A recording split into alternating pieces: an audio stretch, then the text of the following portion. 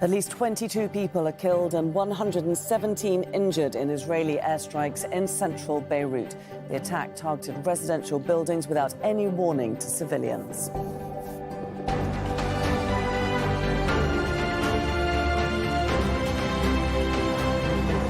Hello there, I'm Laura Kyle. This is Al Jazeera live from Doha. Also coming up, targeting the peacekeepers. International condemnation after the UN says Israeli troops have repeatedly opened fire on their positions in southern Lebanon. 63 Palestinians are killed by Israeli strikes across the Strip since early on Thursday. And ripping through homes and livelihoods, Hurricane Milton passes Florida, destroying everything in its path. 5 people are killed and millions are without power.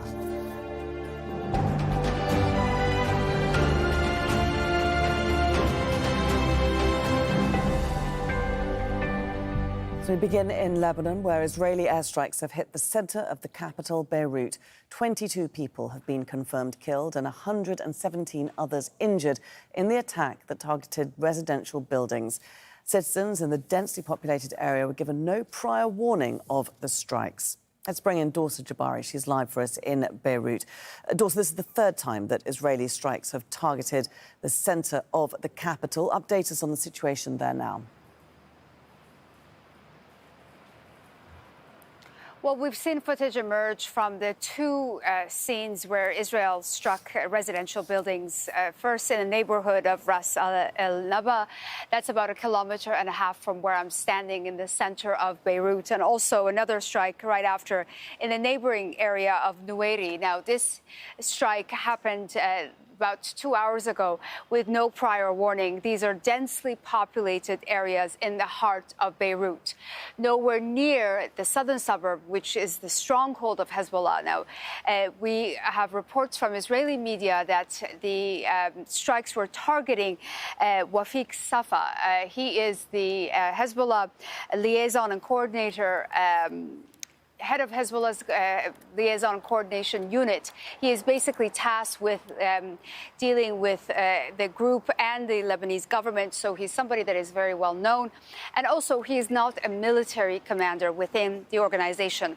If he is in the intended target of this strike, one of these strikes, this is the first time that we're seeing Israel targeting somebody that is not within Hezbollah's military command. And it's a serious escalation. And also, we have to point out, we have heard from Hezbollah sources who have told Al Jazeera that he has survived.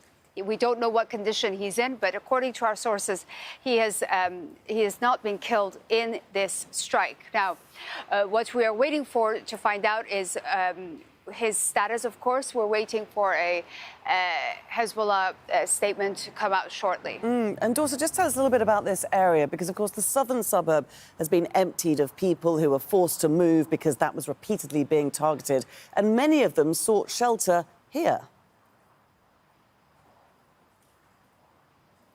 Yes, this is the center of Beirut. Like I said, not too far from where we are in downtown area of Beirut.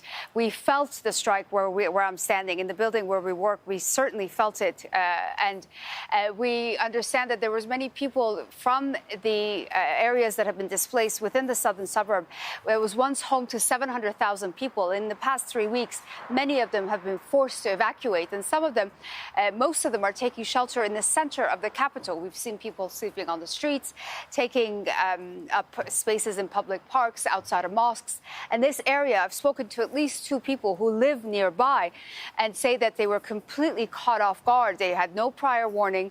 This is not a Hezbollah stronghold. So clearly, the operation that Israel is continuing against Hezbollah is expanding, not only in terms of who they are targeting, but also the scope of where the attacks are happening. This is now the 3rd time we've seen Israel strike residential buildings outside of the southern suburb. But certainly this is one of the biggest attacks that we've seen take place, which is creating extreme panic among the civilian population, because they're completely traumatized and confused. They have nowhere else to go. They are in shock and disbelief at what is happening.